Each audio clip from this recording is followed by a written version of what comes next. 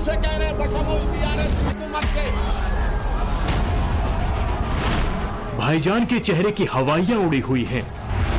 याद रखो, फिरका परस्ती का ये नाक सांप अपना सर उठा रहा है। अपनी तकरीरों से मजमा लूटने वाले भाईजान खुद लूटे हुए नजर आ रहे हैं। तो सेक्रेटेरिएट बना दो। बीजेपी का एक लीडर बोलता कि उसमें गुंबदे हैं, हम आए तो तोड़ देंगे। अबे तोड़ दे, अभी तोड़ दे, क्या करना है हमको। दिल में घबराहट और जुबान पर बीजेपी। जोड़ना आपको आता नहीं, दिलों को तोड़ना आपको आता है। मिलाना आपको नहीं आता, नफरत फैलाना बीजेपी को आता है। माइक की आवाज से ज्यादा तेज है भाईजान की दिल की धड़कन। ओल्ड सिटी पर सर्जिकल स्ट्राइक करते बाप की जागीर है। कब करते बोलो, मैं अकेला ठहर तो आओ, देखेंगे क्या होता। मजलिस में भाईजान हार के डर से काफी जुबान। इसको इस्तेमाल किया गया है कि हमको ताकतवर नहीं कमजोर बनाने के लिए। तो तेलंगाना में इस साल विधानसभा चुनाव होने हैं, लेकिन अभी बीजेपी ने तेलंगाना चुनाव का बिगुल नहीं फूका। लेकिन हैदराबाद के भाईजान को मिर्ची लग गई है। दरअसल एक दिन पहले तेलंगाना फॉर्मेशन डे पर बीजेपी ने एक ट्वीट कर दिया और वहां की जनता को बधाई दे दी, तो ओवैसी बौखला गए। उन्होंने एक बार फिर से बीजेपी को अपने निशाने पर लेना शुरू कर दिया। क्या ओवैसी को बीजेपी के सामने अपनी सत्ता जाने का खतरा नजर आता है?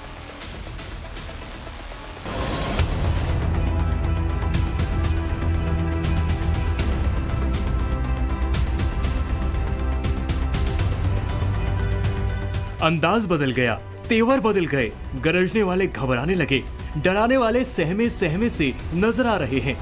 ये खामोश मिजाजी तुम्हें जीने नहीं देगी। इस दौर में जीना है तो कोहराम मचा दो। ये वही ओवैसी हैं जो सत्ता बदलने का दम रखते थे, आजकल अपनी सत्ता बचाने का संघर्ष कर रहे हैं। इंडिया का कोई रिलीजन नहीं है, इंडिया सब रिलीजन को मानता है। अगर कोई रिलीजन को नहीं मानता, इंडिया उसको भी मानता है। मगर अफसोस हुआ देश के प्रधानमंत्री, आप सिर्फ एक ही मजहब के लोगों को लेकर गए लोकसभा में। ओवैसी की पैनिक की वजह तेलंगाना विधानसभा चुनाव है, जिसका काउंटडाउन शुरू हो गया है। तेलंगाना में इसी साल दिसंबर तक चुनाव हो सकते हैं। तेलंगाना में 119 सीटें हैं। टीआरएस को 88, कांग्रेस गठबंधन को 21, ओवैसी की एआईएमआईएम पार्टी ने 8 सीट में चुनाव लड़ा, 7 में जीत मिली, जबकि बीजेपी को सिर्फ 1 सीट मिली थी। ये आंकड़े 2018 के हैं। 5 साल में तेलंगाना की सियासत 180 डिग्री बदल चुकी है।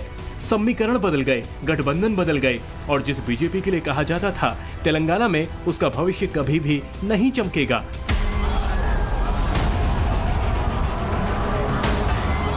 वो अब तेलंगाना की सत्ता के मुख्य दावेदार बन गई है। खुलकर ओवैसी भी नहीं कबूलते हैं, लेकिन इशारों में बता जरूर रहे हैं। ये मेरी जिंदगी का मंजिल का मकसद। अरे कामयाबी के लिए कौन पैदा हुआ दुनिया में? दुनिया में आए तो जद्दोजहद करने के लिए। ओवैसी की छटपटाहट की एक ही मुख्य वजह है, बीजेपी। कभी भाईजान बीजेपी के गढ़ में जाकर चैलेंज देते थे। जब से बीजेपी ने तेलंगाना में शंखनाद किया है, तब से ओवैसी के कानों में बस बीजेपी की गूंज है। 2018 में हैदराबाद नगर निगम की 149 सीटों पर चुनाव हुआ। इस चुनाव में केसीआर की पार्टी सिर्फ 55 सीटों पर सिमट गई। सीधे 44 सीटों का नुकसान हुआ। इस चुनाव में धमाका बीजेपी ने किया, नगर निगम की 48 सीटों पर जीत हासिल की। इस जीत के साथ बीजेपी वहां दूसरी सबसे बड़ी पार्टी बनी। जो ऐसी अपनी मजलिसों में जीत का दम भर रहे थे, उन्हें केवल 44 सीटें मिली, यानी बीजेपी से भी कम। ओवैसी को पहला झटका यहीं से लगा था, और अब विधानसभा चुनाव की बारी है, जिसमें भाईजान को बीजेपी का डर सबसे ज्यादा सता रहा है। हमारे बैकवर्ड क्लास के भाइयों और बहनों को ये बात सुनना पड़ेगा। आपको मुझसे नफरत हो सकती है, नफरत करो आप, मुझे कोई इतराज नहीं है, मगर याद रखो, असदुद्दीन ओवैसी की नफरत में इतने अंधे मत हो जाओ कि तुम बर्बाद हो जाओगे। ओवैसी की सबसे बड़ी, या यूं कहें इकलौती ताकत मुस्लिम वोट है। ये खुद ओवैसी भी जानते हैं। उनको सबसे ज्यादा खतरा तेलंगाना में मुस्लिम वोट बंटने का ही लग रहा है। तेलंगाना की राजनीति समझने के लिए तेलंगाना की डेमोग्राफी समझने की जरूरत है। तेलंगाना की आबादी में हिंदुओं की संख्या करीब 84% है। वहीं मुस्लिम समुदाय के लोगों की तादाद 12% से ज्यादा है। लेकिन ये मुस्लिम आबादी वहां 119 विधानसभा सीटों के 40% हिस्से को प्रभावित करने की ताकत रखती है। तेलंगाना में मुस्लिम वोट बटेंगे तो 3 पार्टियों के बीच में AIMIM, TRS और कांग्रेस में कर्नाटक चुनाव का असर तेलंगाना चुनाव पर जरूर पड़ेगा। कर्नाटक चुनाव में मुसलमानों ने कांग्रेस को जमकर वोट दिए। जीत की वजह भी बने, शायद ऐसी वजह है भाईजान के लाउडस्पीकर से राहुल गांधी का नाम भी गूंज रहा है। आज मध्य प्रदेश में आप ही का मुख्यमंत्री कह रहा है कि हिंदू रिलीजियस फेस्टिवल्स को हम करवाएंगे पार्टी के प्लेटफॉर्म से। तो ये मोहब्बत की दुकान है ये। ओवैसी जिस बिसात पर अपने दुश्मनों को फंसाते थे, आज उसी में फंसते नजर आ रहे हैं। ओवैसी को बीजेपी की बी पार्टी कहते हैं, बीजेपी वाले कांग्रेस की बी पार्टी कहते हैं। लेकिन AIMIM का मकसद अपना अस्तित्व पूरे देश में स्थापित करने का है, जिसकी कोशिश भी लगातार हो रही है और हार भी लगातार मिल रही है। 2019 के लोकसभा चुनाव में ओवैसी की पार्टी के हिस्से में 2 सीटें आई। उसके बाद बिहार चुनाव में उतरे ओवैसी को 5 सीटों पर जीत मिली। फिर वो पहुंच गए यूपी में उनके ज्यादातर उम्मीदवारों की जमानत जब्त हो गई। फिर ओवैसी गुजरात के रण में कूदे और उनकी हालत और भी खराब हो गई। एक भी सीट नहीं आई। कर्नाटक में उनकी पार्टी वोटों के लिए तरस गई, खाता तक नहीं खुला। ओवैसी का ग्राफ गिर रहा है, शायद तभी भाईजान की टेंशन बढ़ रही है। चेहरे पर शिकन और आवाज में घबराहट महसूस की जा सकती है। तो फिर गवर्नमेंट ऑफ इंडिया का पूरा कंट्रोल तो आपके हाथ में है ना। आप क्यों नहीं दे रहे दलितों को, शेड्यूल ट्राइब को, बैकवर्ड क्लास को नौकरियां? 9 साल से बैठ के आप क्या किए बताओ। बीजेपी से निपटने के लिए ओवैसी ने हैदराबाद नगर निगम चुनाव में एक नया एक्सपेरिमेंट भी किया था। ओवैसी ने 5 हिंदू उम्मीदवारों को टिकट दिए थे। इन 5 में 3 ने जीत भी हासिल की और उस जीत से ओवैसी को लगा था शायद आने वाले वक्त में वो हिंदू वोटरों को लुभा सकेंगे। लेकिन जिस स्पीड से तेलंगाना की सोच बदल रही है, जिस तरह से तेलंगाना में जाकर प्रधानमंत्री मोदी केसीआर को एक्सपोज कर रहे हैं, वो इस चुनाव में गेम चेंजर साबित होगा।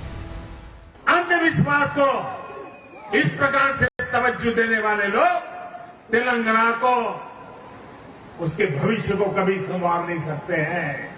भाइयों बहनों, ऐसे अंधविश्वासी लोगों से हमारे तेलंगाना को हमें बचाना है। यही बात ओवैसी को चुभ रही है। अब तक वो केसीआर के कंधों से कंधा मिलाकर खड़े थे, लेकिन जब डर लगा तो उन्होंने अपनी राहें अलग करने का ऐलान कर दिया। इस ऐलान के पीछे एक और वजह मानी जा रही है। 2 महीने पहले ही गृह मंत्री अमित शाह तेलंगाना के दौरे पर गए थे। वहां उन्होंने तेलंगाना की जनता को ओवैसी और केसीआर के गठबंधन की सच्चाई से रूबरू करवाया था। ये कार का स्टीयरिंग मजलिस के पास है, ओवैसी के पास है। वो तेलंगाना का भला नहीं कर सकते। बस अमित शाह ने सच क्या बोला कि ओवैसी फिर बिफर गए। वो अपने सारे विरोधियों को भूल गए और उन्होंने इस बयान को लपक लिया। ओवैसी की मजलिसों में सारे मुद्दे एक तरफ, स्टीयरिंग का मुद्दा दूसरी तरफ। स्टीयरिंग मेरे हाथ में है तो हज हाउस नहीं बन रहा 5 साल से। स्टीयरिंग मेरे हाथ में है तो डबल बेडरूम 618 में से खाली मुसलमानों को 81 भी नहीं मिले। वापिस ले लेता हूं मैं।